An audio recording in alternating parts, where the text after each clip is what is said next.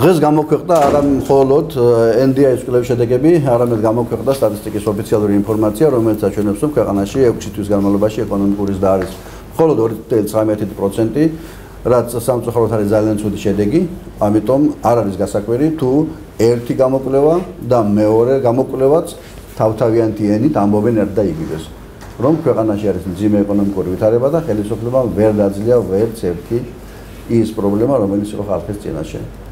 ამიტომ ამ ბრძნის პირობებში, აი ამ პრობლემების პირობებში შეუძლებელია, რომ შედეგი ყოფილიყო განსხვავებული და როგორადაც არ უნდა იზახონ, რომ ამ კვლევებს არ ენდობიან, ბუნებრივია ისინი ვერ ეთქვიან, რომ არ ენდობიან ოფიციალურ სტატისტიკას.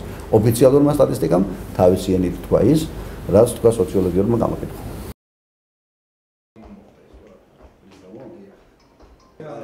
რადგან კადრებისთვის ვამბობ და შეიძლება იცით კიდევ რომელს თქვენ გავდავშოთ $100,000. თვითონ დავიწყებდი ბიზნესს.